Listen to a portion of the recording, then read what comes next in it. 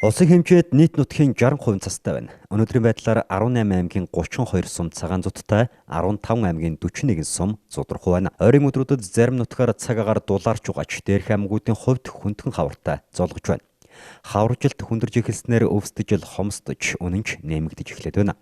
Тухайлбал Улаанбаатар хотод борлуулагдж байгаа өвсний үн өнгөрсөн жилийнхтэй харьцуулахад боодол тутамдаа 3,000-аас 4,000 төгрөгөөр нэмэгдсэн үнэтэй байна.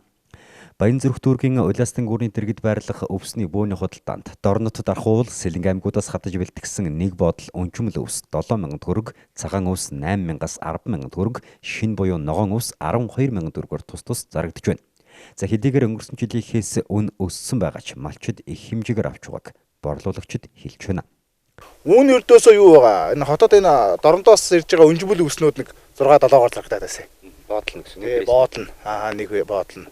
Юу болвол энэ Дархан Сэлэнг Дорнодын одоо өвснүүд бол цагаан нь бол нэг 8-аас тэгэл алга болоод тэрхүү 10 болоод тэгээ ногоон нь бол нэг 11-12-оор зарагдаж байгаа. Гэхдээ нэмэгдэж байгаа нөрдөөсөө ерөнхийдөө энэ үр ханга гантай байсан.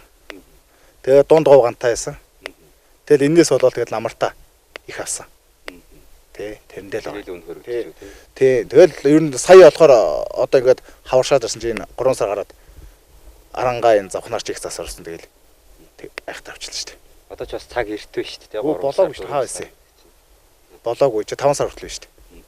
Энэ үед хуваараа өвс үлддэг юм. Би энэ хуваараа тэгэл бэлтэн ч аваал зарна тэгэл янз бүр л. Одоо бол хэр их үлдчихэж байгаа. Одоо надад бас тэгэл одоо энэ тийшээ тэгэл танилын үрэгээрээ яриад үүс байна уу мэн үг гэл энэ тэндээс гэл асуугаад өөрөө бол бараг дуусчаад байна уу. Тий. Яриа л байна. Сая бас хэд хоног зам хаасан нөхцөл байдал энэ төр нөлөөлөв. Амар нөлөөлөв яг хөө. Тэр чинь өрдөөс айл талд нь оруулж гарахгүй болгоо ачаач тэгээ нөлөөлж чамж.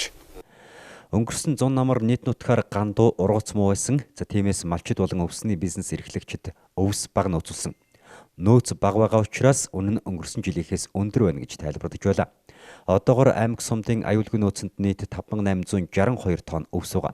Хаваржилт илүү хүндэрсэн тохиолдолд дээрх өвсийг дунджаар 5500 төгрөг буюу зах зээлийн үнээс хямд үнээр борлуулахаар бэлтгэл ажил хангаж байгаа юм.